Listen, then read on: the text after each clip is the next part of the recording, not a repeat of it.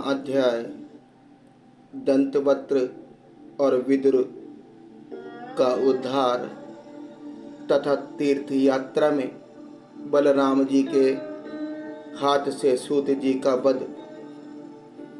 श्री सुखदेव जी कहते हैं, परीक्षित, शिशुपाल शाल्व और पौंड्रक के मारे जाने पर उनकी मित्रता का ऋण चुकाने के लिए मूर्ख दंतवक्त्र अकेला ही पैदल युद्ध भूमि में आदम का। वह क्रोध के मारे आग बबूला हो रहा था।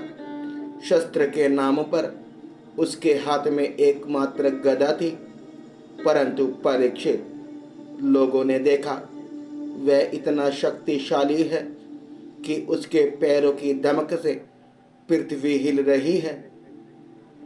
भगवान श्री कृष्ण ने जब उसे इस प्रकार आते देखा, तब झटपट हाथ में गदा लेकर वे रथ से कूद पड़े। फिर जैसे समुद्र के तट की भूमि उसके ज्वार भाटे को आगे बढ़ने से रोक देती है, वैसे ही उन्होंने उसे रोक दिया।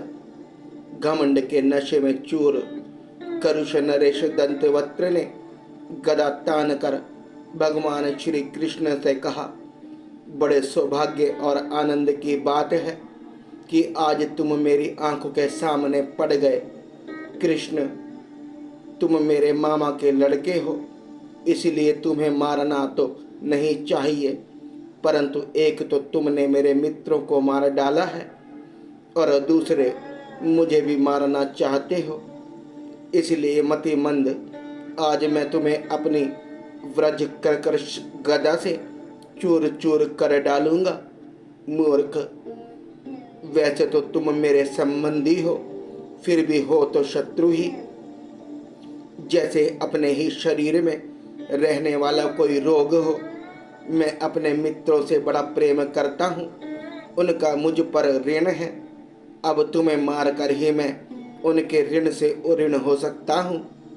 जैसे महावत अंकुश से हाथी को घायल करता है, वैसे ही दंतवक्त्र ने अपनी कड़वी बातों से श्री कृष्ण को चोट पहुंचाने की चेष्टा की और फिर वह उनके सिर पर बड़े वेग से गदा मारकर सिंह के समान गरज उठा। रणभूमि में गदा की चोट खाकर भी भगवान श्री कृष्ण टस से मस न हुए।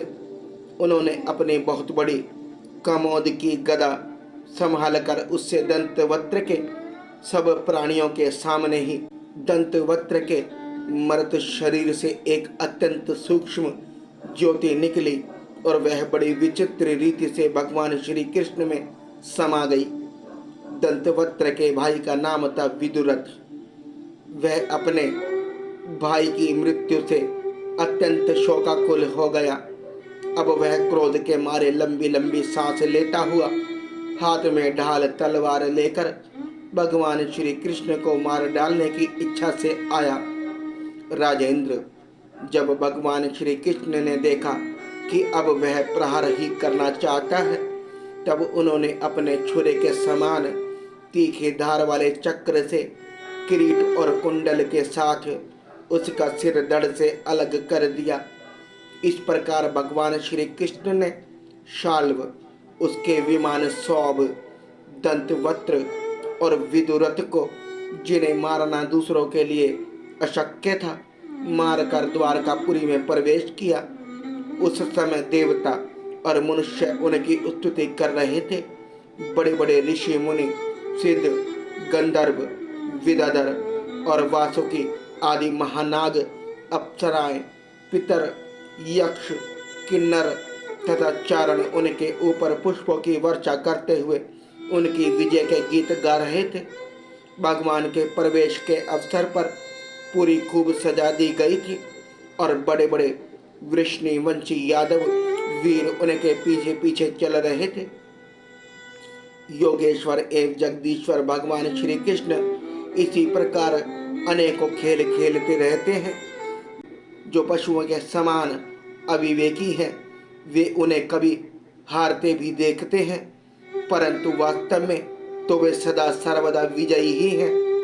एक बार बलराम जी ने सुना कि दुर्योधन आदि कौरव पांडवों के साथ युद्ध करने की तैयारी कर रहे हैं। वे मध्यस्थ थे, उन्हें किसी का पक्ष लेकर लड़ना पसंद नहीं था। इसलिए वे तीर्थों में स्नान करने के बहाने द्वारका से चले गए। वहां से चलकर उन्होंने प्रभास क्षेत्र में स्नान किया और तर्पण तथा ब्राह्मण भोजन के द्वारा देवता, ऋषि, पितर और मनुष्य को तृप्त किया।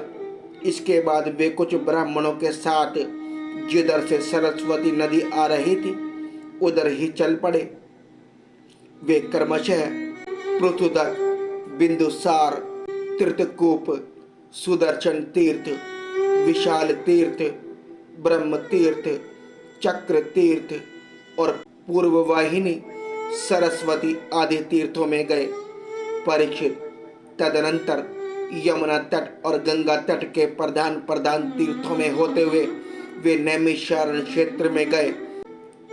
उन्हीं दिनों नैमिषारण्य क्षेत्र में बड़े बड़े ऋषि सत्संग रूप महान सत्र कर रहे थे।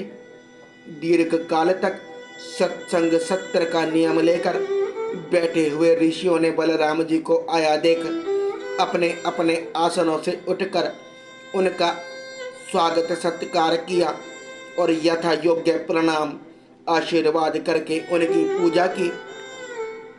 वे अपने साथियों के साथ आसन ग्रहण करके बैठ गए और उनकी अर्चा पूजा हो चुकी। तब उन्होंने देखा कि भगवान व्यास के शिष्य रोमहर्षण व्यास गद्दी पर बैठे हुए हैं। बलराम जी ने देखा कि रोमहर्षण जी सूत जाति में उत्पन्न होने पर भी उन श्रेष्ठ ब्राह्मणों से ऊंचे आसन पर बैठे हुए हैं और उनके आने पर ना तो उठकर स्वागत करते हैं और ना हाथ जोड़कर प्रणाम ही। इस पर बलराम जी को क्रोध आ गया। वे कहने लगे कि यह रोमहर्षण प्रतिलोम जाति का होने पर भी इन श्रेष्ठ ब्राह्मणों से तथा धर्म के रक्षक हम लोगों से ऊपर बैठा हुआ है, इसलिए यह दुर्बुद्धि मृत्यु दंड का पात्र है। भगवान व्यास देव का शिष्य होकर इसने इतिहास, पुराण, धर्मशास्त्र आदि बहुत से शास्त्रों का अध्ययन भी किया है, परंतु अभी इसका अपने मन पर संयम नहीं है। यह विनय नहीं उद्दंड है। इस अजित आत्मा ने झूठ मूठ अपने को बहुत बड़ा पंडित मान रखा है। जैसे नट की सारी चेष्टाएं अभिनय मात्र होती हैं, वैसे ही इसका सारा अध्ययन स्वांग के लिए है। उसमें न इसका लाभ है और न किसी दूसरे का। जो लोग धर्म का चिन्ह धारण करते हैं परंतु धर्म का पालन नहीं करते, वे अधिक पापी हैं और वे मेरे लिए वध करने योग्य हैं। इस जगत में इसलिए मैंने अवतार धारण किया है। भगवान बलराम जी यद्यपि तीर्थ यात्रा के कारण दुष्टों के वध से भी अलग हो गए थे, फिर भी इतना कहकर उन्होंने अपने हाथ में स्थित कुश की नोक से उन पर प्रहार कर दिया और वे तुरंत मर गए।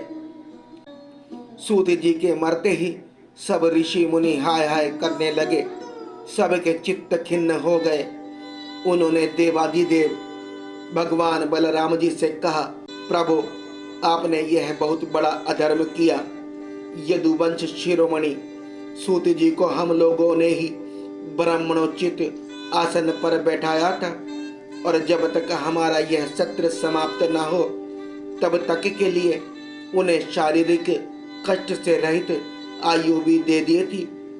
आपने अनजाने में यह ऐसा काम कर दिया जो ब्रह्म हत्या के समान है।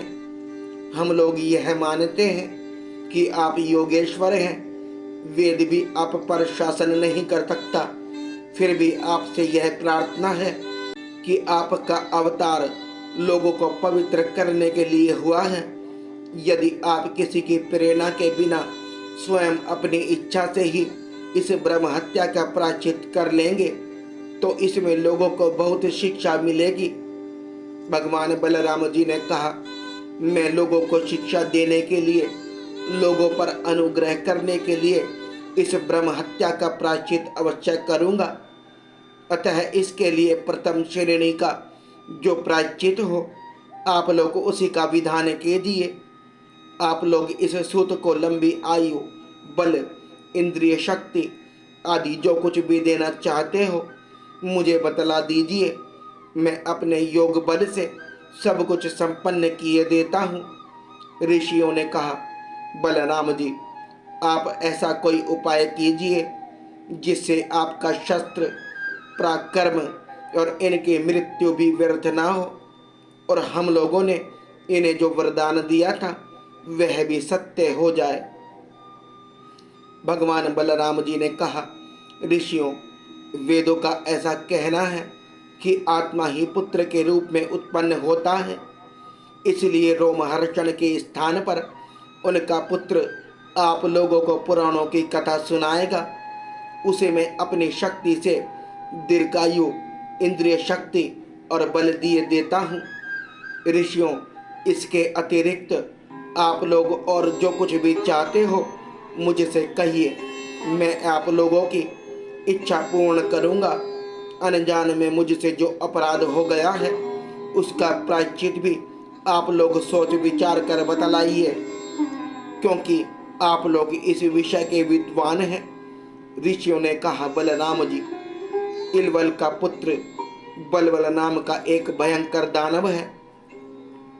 वह प्रत्येक पर्व पर यहाँ आ पहुँचता है और हमारे सत्र को दूषित कर देता है। यदुनंदन, वह यहाँ आकर पीप, खून, विष्ठा, मूत्र, शराब और मांस की वर्षा करने लगता है। आप उस पापी को मार डालिए, हम लोगों की यह बहुत बड़ी सेवा होगी। इसके बाद आप एकाग्रचित्त से तीर्थों में स्नान करते हुए 12 महीनों तक भारतवर्ष की परिक्रमा करते हुए विचरण कीजिए। इससे आपकी शुद्धि हो जाएगी।